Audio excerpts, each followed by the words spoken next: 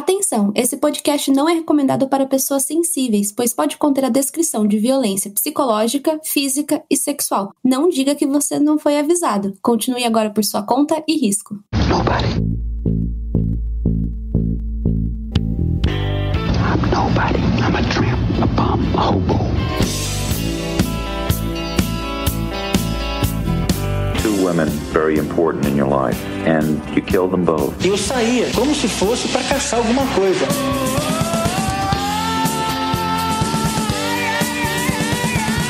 I got this fantasy. I started working out this fantasy online.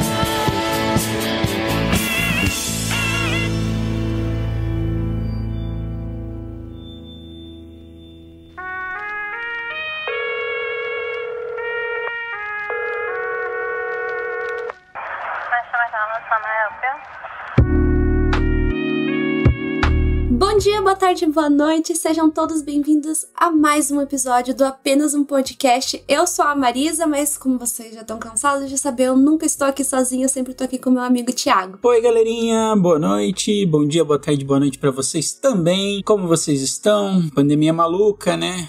Será que algum dia vai acabar a pandemia? Será que algum dia alguém aqui em 2030 tá ouvindo isso e acabou? Ai, nossa, que sonho.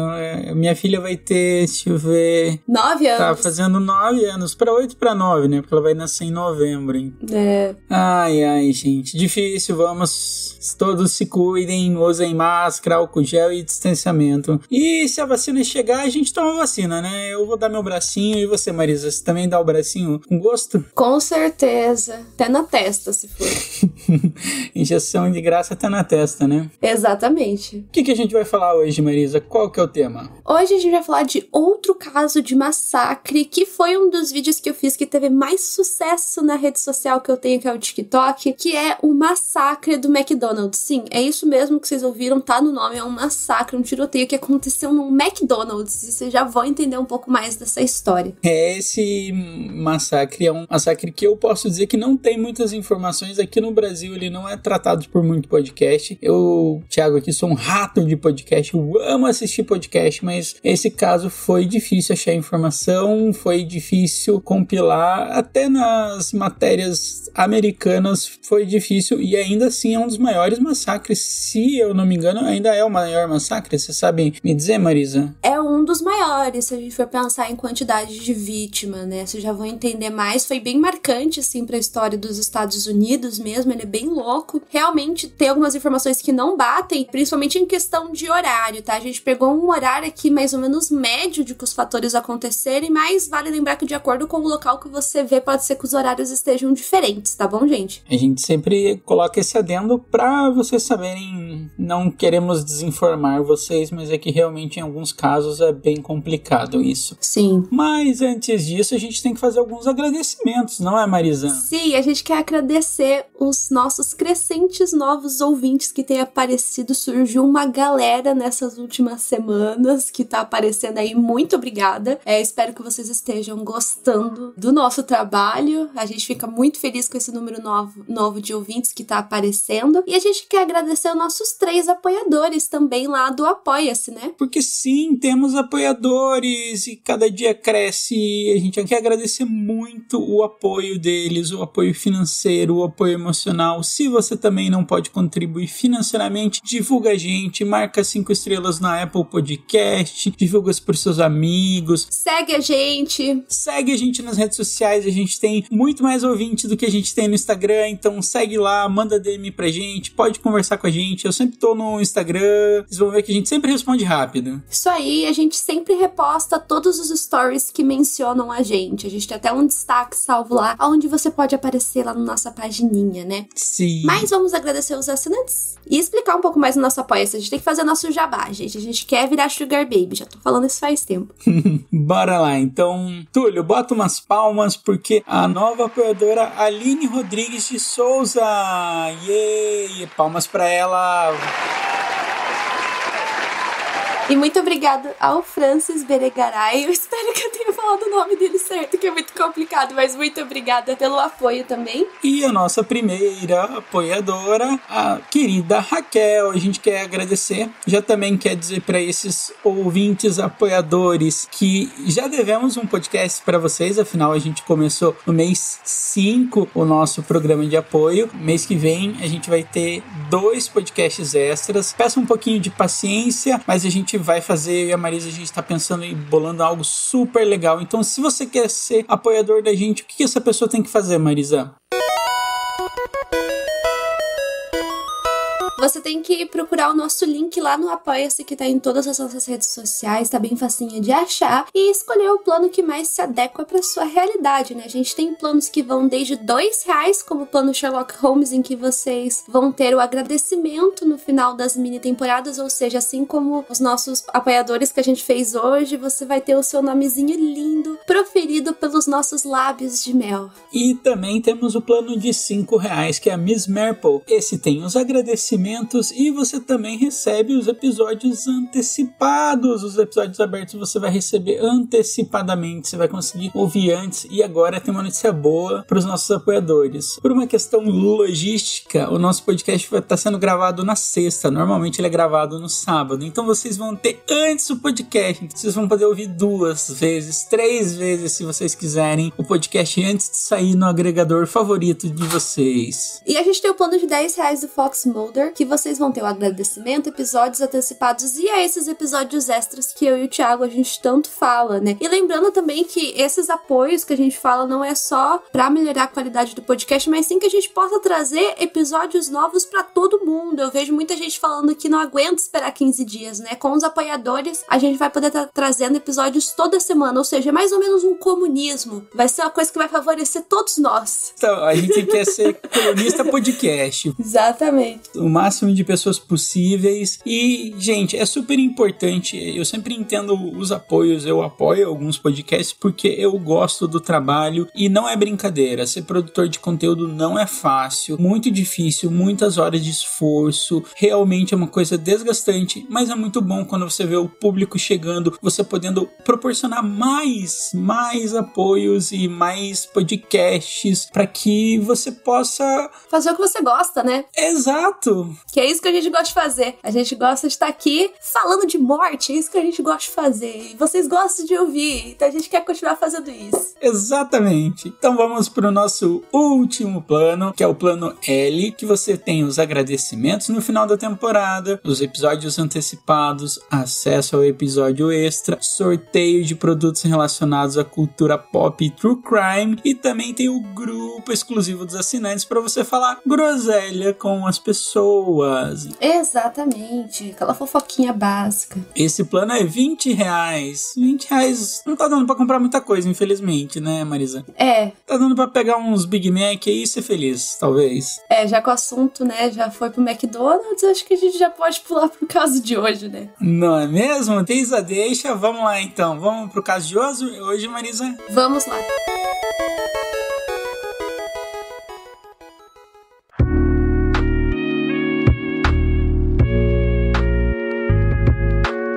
Então, como sempre, vamos começar o caso do início, que é falando sobre o cara que foi responsável por esse massacre, que foi o James Hubbard. Ele nasceu em 11 de outubro de 1942 numa cidade chamada Kenton, que fica em Ohio, lá nos Estados Unidos. Ele era o segundo filho do Earl Vincent, que trabalhava como inspetor de qualidade, e da Ice Evelyn Hubbard, que trabalhava, no caso, né, ela era dona de casa, né? Os pais dele eram extremamente devotos à igreja metodista, eles eram fanáticos religiosos, esse é o termo que eles utilizam nos livros, né? E a gente vai perceber que desde muito cedo o Hubbard, de certa forma, já era um pouco perturbado da cabeça pelas atitudes, assim, dele. Ele sempre foi meio esquisitão, ele sempre foi do tipo que se isolava bastante. E aí, quando o Hubbard tem 3 anos, ele tem, digamos, o primeiro trauma, ele vai ter poliomielite. O que é a poliomielite? Ela é uma doença que ela debilita a pessoa, ela não consegue andar, ela começa a perder alguns movimentos.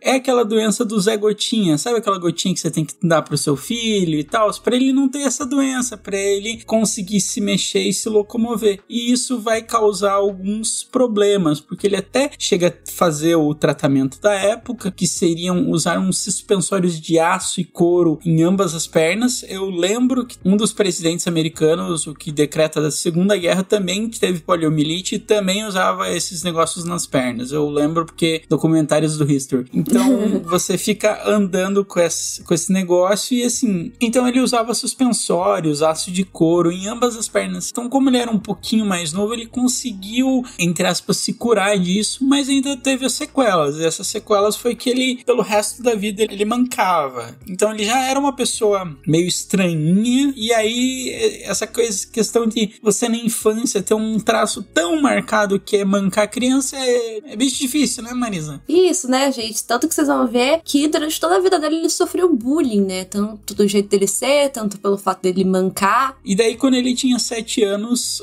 sua mãe, que era uma fanática religiosa, ela fez o que normalmente os pais fazem. Ela saiu pra comprar cigarro e não voltou. Mas no caso dela, ela foi ser missionária. Ela abandonou a família pra ser missionária e... seguir as regras da igreja, exatamente, isso. espalhar a palavra metodista da igreja. Então, por conta disso, né, o Rupert ele acabou crescendo de uma forma bem isolada, bem sozinho, tanto que dizem que a única companhia que ele tinha mesmo era o cachorro que ele tinha de estimação na época, e ele foi criado pelo pai, né? E uma coisa, né, que a gente vê em muitos casos, a gente sempre relembra do Ed Kemper, porque o caso do Ed Kemper foi feito como modelo pra maioria dos serial killers, porque, tipo, ele é exatamente a característica que a maioria deles tem, que o Rupert também tinha, que era de ter fascínio por armas. Então, desde cedo, ele começou a ter interesse por armas de fogo, ele começou a ver revistas sobre isso, e por aí vai.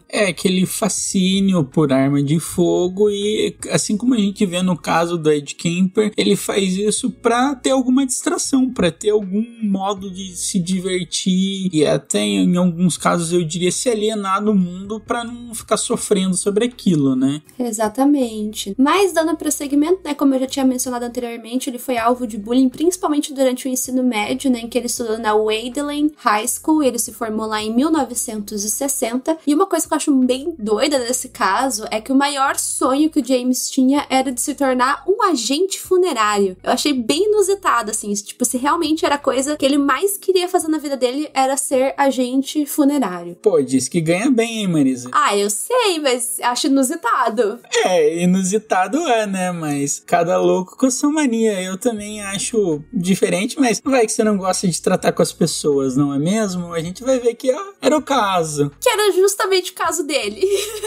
Exatamente, era exatamente o caso dele. Antes disso, ele chegou a cursar Sociologia Malone College em 1962, mas ele não se interessou muito e foi fazer o quê, Marisa? Foi seguir o sonho dele, né? Então ele se formou como embalsamador, né? Que são as pessoas assim que preparam os corpos para os enterros, né? Na Pittsburgh Institute of Mortuary Science em Pittsburgh, que fica na Pensilvânia, né? Ele se forma lá em 1964, né? Só que é bem doido, né? Que como eu disse, ele se formou com honras. Só que mesmo ele tendo curso, ele chegou a trabalhar durante um tempo numa funerária, só que ele ficou no máximo entre 1 a 2 anos nessa funerária, só que ele foi demitido, porque ele tinha sérios problemas comunicativos, né? De acordo com o ex-chefe dele, que era o dono da funerária, o James era muito bom pra lidar com os corpos. Ele era ótimo pra lidar com gente morta, mas ele era péssimo pra lidar com gente viva. Tipo, ele mesmo falou isso, principalmente porque por causa do jeito dele de não saber lidar com as pessoas, eles acabavam perdendo muitos clientes, né? Então acabou que só ser bom, assim, de preparar os corpos não foi o suficiente. Isso foi uma coisa que acabou deixando ele mal, né? Porque, como eu disse, esse era o sonho da vida dele. Realmente era o sonho da vida dele. E é aquilo, pra você tratar com pessoas que falecem, você tem que tratar com os familiares, não é só tratar com o morto em si, fazer as questões técnicas. Você tem que ter um tato social pra entender o que tá acontecendo, pra ver os sentimentos das pessoas, e ele não tinha muito esse tato social para conseguir fazer isso. Então, isso resume bem o que era ele, assim, ele sabia tratar com morto, sabia, a parte técnica ele sabia bem, mas a parte humana ele não sabia. Isso vai influenciar muito, a gente vai ver pra frente que isso vai influenciar muito a vida dele e também a psique dele, o psicológico dele. Mas apesar disso, né, vocês vão talvez até ficar meio surpresos, ele se casa. Com 23 anos, ele se casa com a Edna Markland, eles se conheceram lá no Malone College, quando ele tava fazendo sociologia. Eles se casam em 1965. Eles se mudam pra Ohio, numa cidade chamada Massillon, e lá eles têm 2 filhas, que é a Zélia e a Cassandra. A primeira filha dele nasceu em 1972 e a segunda nasceu em 1974. E nessa fase, nos anos 70, ele teve uma vida agradável, um emprego estável numa metalúrgica, e ele tinha uma renda que era estimada entre 25 a 30 mil dólares por ano. Eu sou geógrafo, mas minhas continhas de padaria isso dá uns 2.500 por mês, né? Porque nos Estados Unidos eles tratam salário por ano, a gente trata por mês, então só pra vocês terem uma noção, isso era na década de 70. Então, tipo, se 2.500 dólares já é bom hoje, imagina na década de 70 se dava pra comprar muito mais coisa. Então, digamos que eles tinham uma vida de classe média. Sim, eles tinham uma vida, tipo, ok, assim, né? Eles tinham a casa deles, tanto que até chega um momento que, se eu não me engano, a casa deles chega a ter um incêndio e eles acabam comprando até uma casa logo depois, porque eles tinham uma certa grana guardada no mesmo bairro. Então, eles tinham uma vida ok, assim, não podemos dizer assim, né? Comparado com o que vai acontecer depois. Exato, socialmente falando, eles era aquela típica família tradicional americana. Que a gente vê em filme. É, típica família, assim, classe média, não chama muita atenção, não é muito afeito a muitas coisas. E como que era a vida social dele, Marisa? Não existia, basicamente, né? O único contato que ele tinha com pessoas era com as filhas e com a esposa, né? E é bem doido, porque ele sempre arrumava treta e briga com os vizinhos. A esposa dele, a Edna, sempre brigava junto com ele, né? Tanto que a polícia era chamada várias vezes pra intervir nas brigas que eles tinham com os vizinhos. Só que, tipo, isso era tão frequente que quando chamavam a polícia, dizem que os policiais só se olhavam um pro outro e falavam: é os Hubbard de novo. E eles iam lá porque eles já sabiam que eram eles que estavam arrumando confusão. Aqui eu vejo a grande inflexão do caso com o Ed Kemper, porque, digamos, eles têm essa semelhança de eles só terem um trato com a família, mas no caso do Ed Kemper era uma coisa que era feita pela mãe e nele era mesmo uma inaptidão social, porque a gente vê o Ed Kemper depois, ele consegue conversar com policiais, ele consegue ter uma vida social até relativamente ativa, e aqui o James Hubbard não vai ter vida social, basicamente. A vida social dele vai ficar sendo colecionar armas, vendo revistas sobre armas, brigar com os vizinhos, que dá pra dizer que alguns gostam de brigar com os vizinhos. Quem não gosta de tretar com o vizinho? Eu não gosto, mas eu sei que tem gente que ama. É, exatamente, né? Mas apesar de o único convívio ele ter com a família, não era bom, porque o James tinha um longo histórico de violência doméstica, né? Existem histórias de que ele ameaçava as próprias filhas com facas, tipo, ele colocava faca no pescoço delas quando eles iam brigar. E além disso, teve uma certa vez que a Edna denunciou ele, porque de acordo com o que ela disse no BO que ela fez, o James tinha estragado a mandíbula dela. Mas apesar disso, meio que ele se recusou a fazer terapia na época e essa investigação não foi muito pra frente, eles continuaram casados, né? Até porque, que vale lembrar, durante a década de 70 e 80 havia ainda muita vergonha em relação à separação. Então a Edna, ela vai tentar achar algum meio de se distrair disso tudo, dessa violência. E como ela acha isso? No meio do tarô. Ela começa a ler cartas de tarô e ela começa a dizer que ela tinha essa aptidão, esse dom pra ler o tarô, e ela sempre lia o tarô pro Herbert e ele acreditava nela. Ele, como era o pouco contato que ele tinha, ele acreditava naquilo. Então as leituras da Edna produziam um efeito calmante temporário, podemos dizer, e o Herbert normalmente ele seguia as recomendações que eram feitas nessas leituras. Então era meio que era o tratamento dele, digamos assim, meio estranho dizer, mas era o tratamento que ele tinha, sabe, que ele tinha acesso, pode-se dizer. Mas aí, né, depois, assim, principalmente no início dos anos 80, a gente começa meio que ver um declínio maior na vida do James. A começar porque nos anos 80, na região que ele morava, lá em Madison, a cidade, aquela região região, como eu disse, ela começou a entrar numa certa crise e muitas pessoas começaram a perder o emprego. E além disso, o James sofreu um acidente de motocicleta em que ele meio que acabou tendo um problema no braço direito dele, que ele fazia contrações involuntárias, o que impossibilitou que ele continuasse trabalhando na metalúrgica como um soldador. E por conta disso ele foi demitido. E isso meio que foi tipo uma gota d'água muito forte na vida dele. Ele tipo nunca mais foi o mesmo depois dessa demissão. Isso realmente destruiu o psicológico dele, e ele depois ele vira quase como um nômade, né? Ele fica pulando de emprego em emprego, em cidade. Tanto que em janeiro de 1984 eles vão morar em Tijuana, no México, e depois disso eles vão pra San Diego, na Califórnia. E assim, gente, o James ele tentava procurar emprego, mas ele nunca parava em lugar nenhum, muito provavelmente por conta da idade que ele já tinha e também por conta dos problemas sociais. Ele chega a trabalhar como segurança durante um tempo, mas ele é demitido 2 semanas depois, né? Inclusive 2 semanas antes do tiroteio, do massacre acontecer. E era meio tenso, né? Porque ele sempre reclamava, ele começou a ter tendências suicidas, ele falava isso abertamente pra todas as pessoas, que ele não tinha motivo nenhum pra viver mais, já que ele não tinha emprego, que ele não conseguia nada na vida dele. Também era muito deprimente pra ele ver que a família dele tinha que se mudar pra apartamentos e pra bairros cada vez piores, né? Então o apartamento deles, onde eles moravam, ia ficando cada vez menor, uma qualidade péssima, e isso era uma coisa que deixava ele mais deprimido ainda, né? Porque em 1984, né, quando ele tinha 41 anos, ele vai morar no subúrbio da cidade de San Diego, né, como eu disse, em casas cada vez piores. E a gente tem que pensar que tem uma pressão social aí envolvida, porque o homem era o provedor do dinheiro, ele que tinha que trazer o dinheiro pra casa, era uma coisa quase como se ofendesse a honra dele. Ele tem essa questão muito forte de ser um cara honrado, de querer, tipo, prover pra família dele. Tipo, ele pode ter todas as esquisitices dele, mas ele queria isso, sabe? E ele fica muito frustrado quando ele não vai conseguindo, assim, sucessivamente ele vai fracassando nisso. Essas frustrações, essas esquisitices dele começam a se juntar e formar um caldo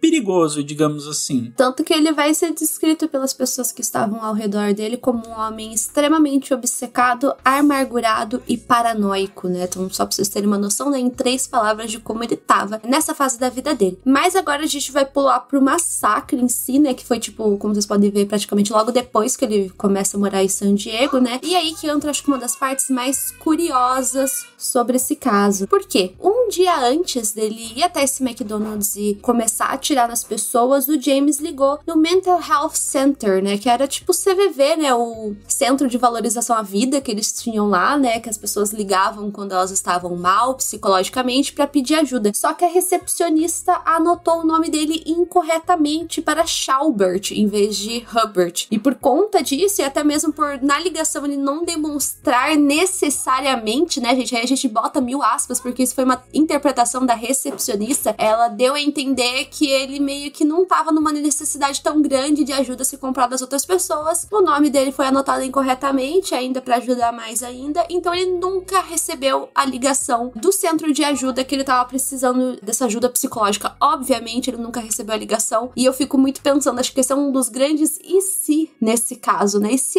eles tivessem ligado, será que teria impedido? Será que teria mudado alguma coisa? Será que teria acontecido a mesma coisa ou só teria adiado? A gente nunca vai saber, né? A gente nunca vai saber. Esse é aquele si que fica na cabeça, que a gente fica tipo, será?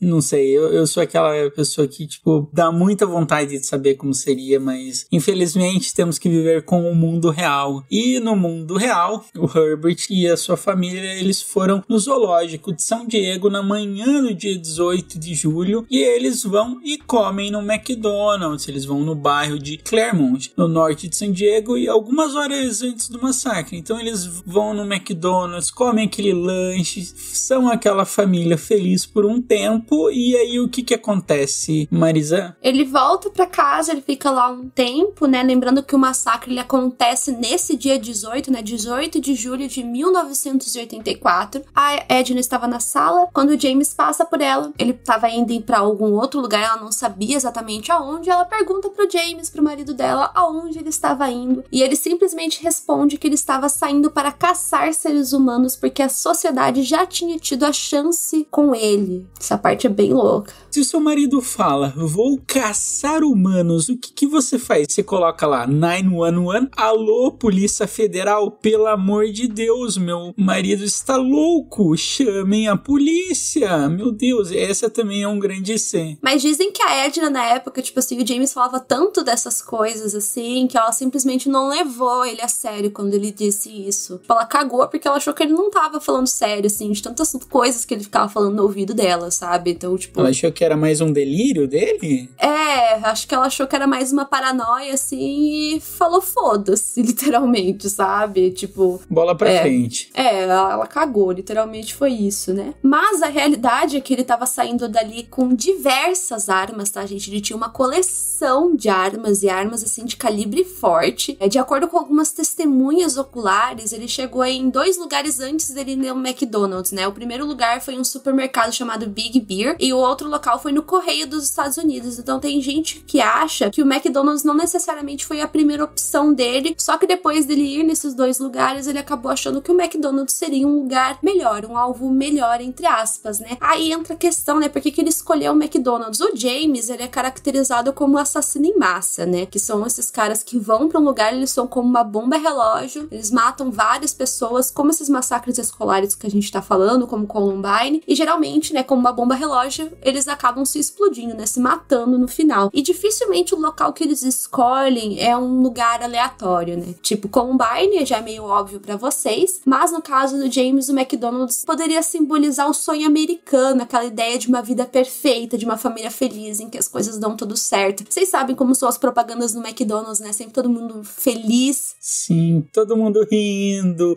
alegre, contente, todo mundo comendo aquele lanche, sorrindo maravilhosamente. Então a gente tem que pensar nessa família feliz, que todo mundo... No símbolo dos Estados Unidos, né? O McDonald's é um dos maiores símbolos. Se a gente vê, até no próprio filme do McDonald's, o Fome do Poder, que mostra basicamente o fundador, entre muitas aspas, né? Ele rouba o McDonald's pra ele. Mas qual que é o grande diferencial que ele vê no McDonald's? A palavra, a sonoridade do McDonald's e aquilo, sabe? Aquela entrega rápida, as pessoas felizes pra comer aquilo, porque antes era muito demorado pra você comer um lanche. Então, tipo, tem todo um estereótipo de sucesso, sabe? O McDonald's carrega muito do sonho americano, porque, tipo, um cara que fez sucesso, virou um grande empresário, e a gente tem que pensar que é tudo isso, sabe? Tipo, você levava os seus filhos no McDonald's, você tinha uma certa condição social pra levar os seus filhos, a sua família. Isso era, tipo, digamos, bem visto, sabe? Luxo entre muitas aspas. Era um conforto de ser uma pessoa de classe média, que tá se dando bem, que tá ascendendo socialmente. Sim, com certeza, né, gente? São muitos fatores que estão envolvidos, né? Então aí vocês veem novamente que realmente não foi um lugar aleatório. A princípio, quando eu vi sobre esse caso pela primeira vez, eu vi massacre do McDonald's, eu pensei, nossa, que nada a ver, né? Que esquisito. Mas, na verdade, faz total sentido se a gente for pensar na história e no contexto de tudo, né? Mas, né, ele vai até o McDonald's que era mais próximo da casa dele, e ele chega lá por volta das 3h40. Ele praticamente estaciona o carro, ele sai. Na frente do McDonald's tinha algumas crianças com bicicleta, e assim que ele sai do carro, ele já começa a atirar contra essas crianças. Algumas conseguem fugir nas bicicletinhas, só que infelizmente algumas crianças já caem ali, ou feridas ou mortas, né? Então, obviamente, por ser um McDonald's no horário da tarde, a maior parte das vítimas que ele fez foram crianças. Gente, ele simplesmente não parou de atirar, e essa parte me deixa, assim, um pouco até revoltada, porque ele atira sem parar durante 77 minutos, dá mais de uma hora, dá o quê? 1h10 praticamente, que ele ficou atirando sem parar, porque, como eu disse, ele levou muitas armas, muitas balas, assim, principalmente balas, assim, que já recarregavam com uma certa velocidade maior. Então ele fica atirando durante 77 minutos, né? E ao todo, ele mata 22 pessoas. Como eu disse, a maioria delas eram crianças, ele deixou outras pessoas feridas, né? No total foram 19. E vale lembrar, assim, só pra gente ver o nível, assim, de violência e como realmente ele atirou um monte nas pessoas. Uma das vítimas, que infelizmente faleceu, ela tava com 48 tiros. Uma vítima só.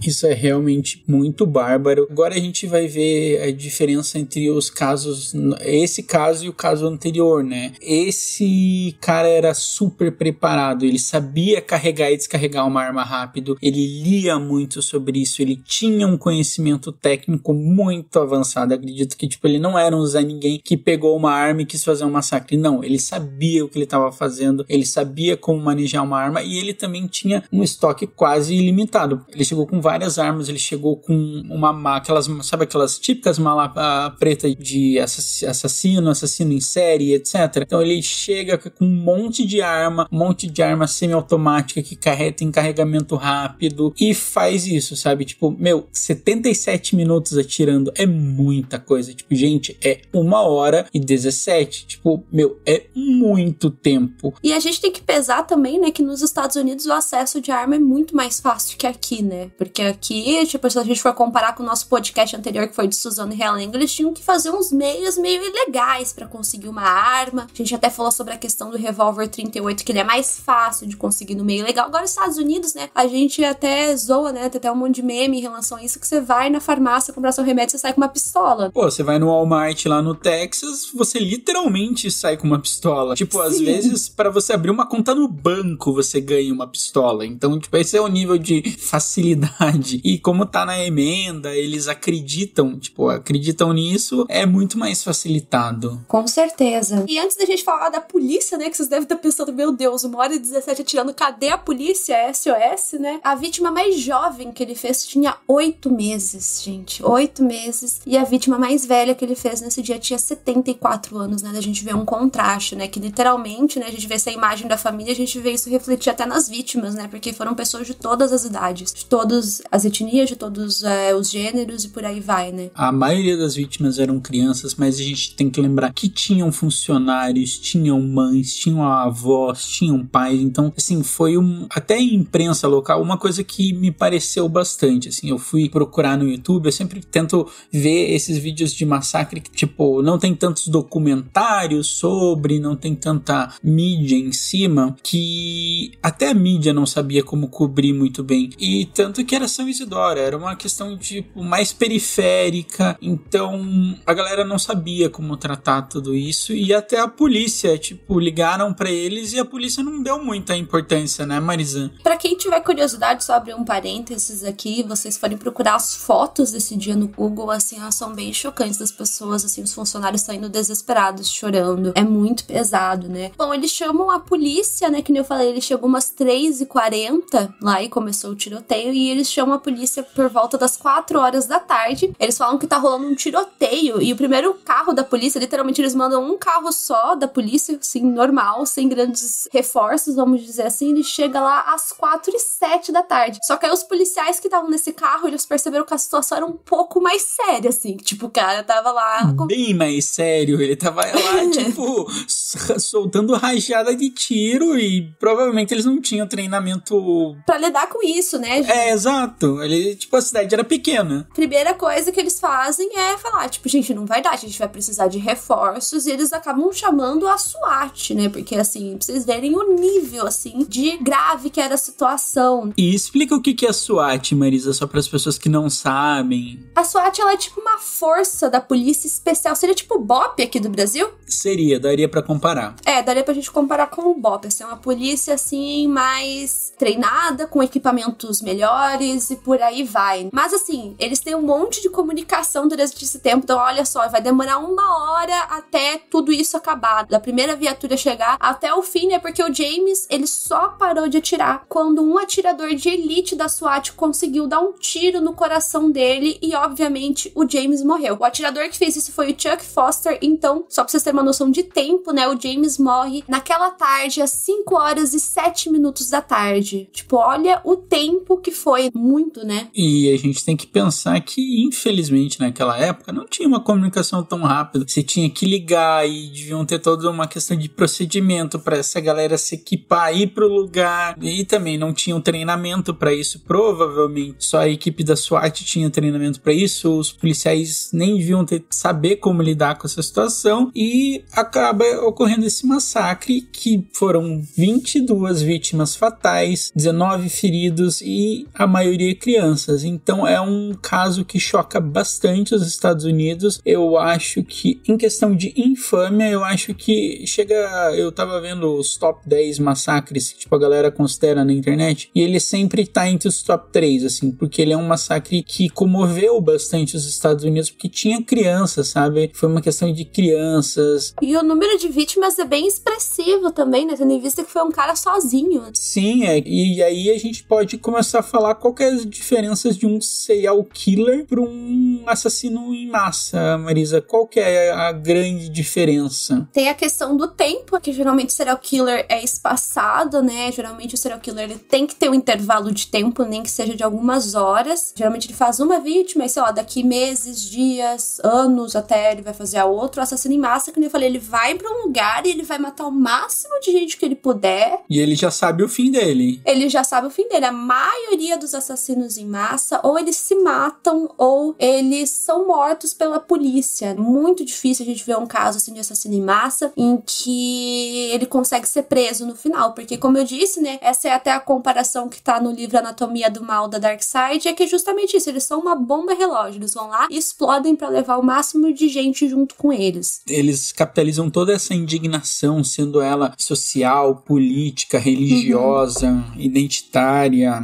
A gente vê a questão da bomba relógio de novo, né? O assassino em massa, ele sempre vai ter uma coisa que vai ser o estralo, assim, sabe? Vai ser a faísca que vai acender essa bomba. No caso do James, foi a demissão que ele teve da metalúrgica. Alguns outros casos a gente pode dizer, que foi o bullying e tal. Sempre vai ter alguma faísca, assim, que vai meio que condicionar ele àquilo, que é diferente, assim, do serial killer, se a gente for comparar, assim. Eles têm umas diferenças, assim, bem grandes até. Sim, mas ainda assim dá pra ver os pontos de semelhanças, como a gente elencou, alguns pontos de semelhança com a Ed Kemper, de gostar de arma. Ter uma infância traumática, provavelmente, ter sofrido algum tipo de bullying, algum tipo de violência durante a vida. Isso é uma coisa que a gente vê com muita frequência, né? Eu sempre falo, é muito difícil, assim, casos, assim, que a pessoa teve uma vida, uma infância feliz, normal, e acaba se tornando um assassino. Sobre a McDonald's, Marisa, o que você tem a falar? Bom, o local onde tudo isso aconteceu, né, o McDonald's, o terreno foi doado pelo próprio McDonald's, e hoje ele pertence à prefeitura da cidade, e ele tem meio que uma espécie de um memorial às vítimas. Eu vi algumas fotos e vira e mexe as pessoas passam lá pra deixar flores, algum tipo de homenagem pras vítimas, mas sobre o desfecho desse caso, acho que a parte que mais me deixa chocada, que, tipo, eu literalmente tive que respirar fundo depois que eu li, foi o que a Edna, a esposa, ex-esposa, agora viúva do James, decide fazer em 1986, ou seja, 2 anos depois que o massacre acontece. Ela decide processar o McDonald's e a metalurgia que ele trabalhava em $7.800.000. Ela leva esse processo para o Tribunal Estadual de Ohio. Mas por que ela decidiu processar o McDonald's? Foi o marido dela que fez o massacre do McDonald's.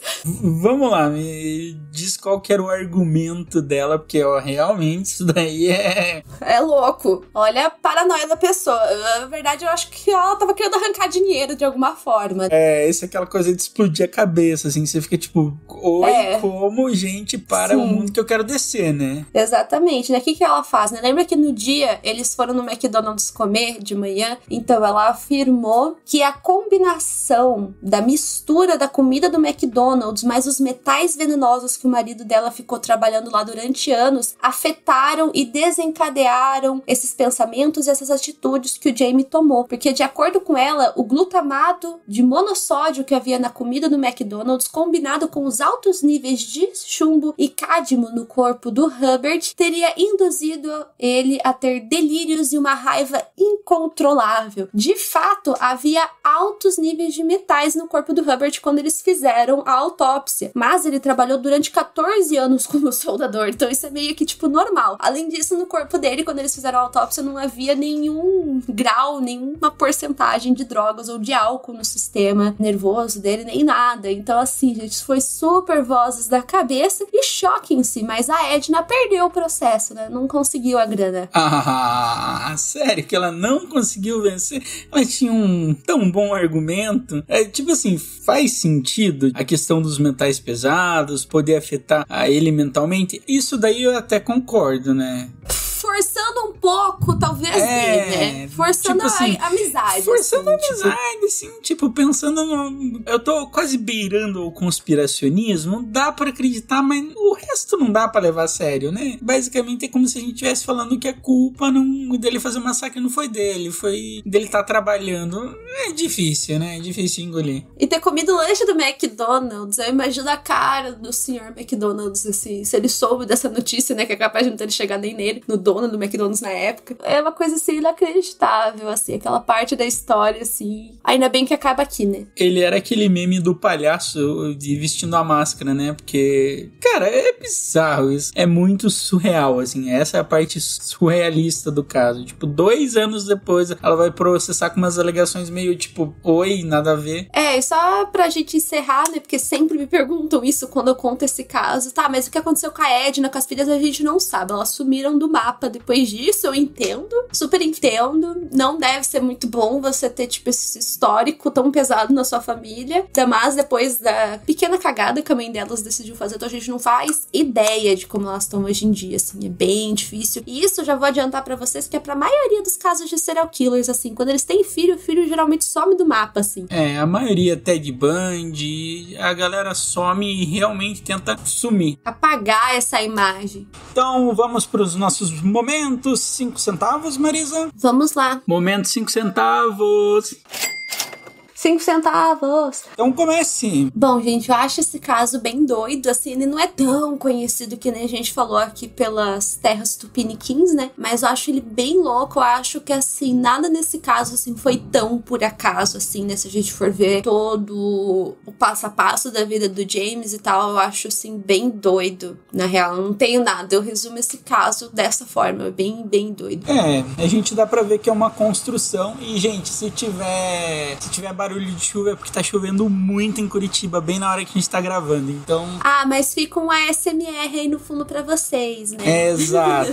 Aquele barulhinho de fundo, calmante, depois de uma história super pesada que envolve crianças. Então, pra mim, esse caso é um pouco difícil de pensar assim, porque você pensa, é o McDonald's, né? É uma coisa meio coringa, né? Um character development, né? Que a pessoa se corrompe pela sociedade e depois ela quer se vingar. É muito coringa essa história. Eu consegui pensar muito. É muita coisa que o Coringa faria, tipo. Você tá com total razão, isso faz total sentido. E aquilo, ele se vinga da própria sociedade, sabe? Porque, tipo, ele quer estar nelas. Tipo, não quer ser excluído, ele quer estar lá só. Ele não quer ser aquela pessoa que vai fazer uma revolução. Não, ele é aquela pessoa que quer estar no sistema, mas ele não consegue. Exatamente. É muito Coringa 2019. Tipo, é aquele filme total, assim. Só que, tipo, infelizmente aconteceu, né? Então, eu acho muito doido. Eu espero que vocês tenham gostado desse episódio, né? Porque, como eu disse, é um caso sempre muito pedido pras pessoas e tal, né? Então a gente fez com carinho aqui pra vocês. E também não tem muito podcast sobre. Vou meter essa, mas eu acho que a gente é um dos primeiros podcasts a falar sobre isso. Isso aí. Entretenimento e qualidade aqui na Apenas um Podcast Corporation. Gente, olha só, a gente nem vai ter aquele momento final que a gente apresenta alguns livros pra vocês que tá piscando aqui a luz em casa. Acho que a alma do James tá vindo puxar o nosso pé. Mas se você ouviu esse podcast até o final, por favor, mencione a gente lá nos stories ou coloque a hashtag Apenas um Podcast pra que as pessoas e seus amiguinhos conheçam esse episódio maravilhoso, né? Com essa história que vocês podem usar na redação do Enem. Que se cair alguma coisa sobre sociedade, vai lá e mete. Casos criminais dá pra usar na introdução do Enem. E olha que a Marisa é professora de português, ó. Tá dando a dica. É dica de ouro aqui. Então, galerinha, a gente se despede. Queria agradecer muito aos nossos novos ouvintes. Não esqueçam de sempre divulgar mais a gente. Falem a gente na DM. A gente gosta de falar com vocês. A gente gosta muito do nosso público. A gente acha o nosso público incrível.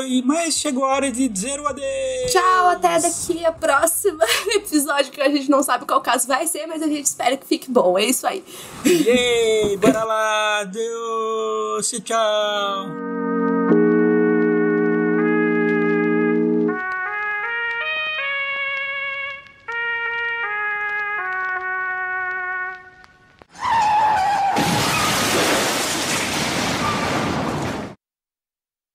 Isso aí, a gente também tem o plano de R$10, que é o Fox Mulder, que vocês também têm. Mulder, ai, desculpa a pronúncia aí. Foi mal. Eu regravo ou a gente continua? Regrava. Tá, Mulder. Mulder? Mulder. Não, tá, sem zoeira, é Fox Mulder. Mulder, tá. E a gente tem o plano de R$10 do Fox Mulder,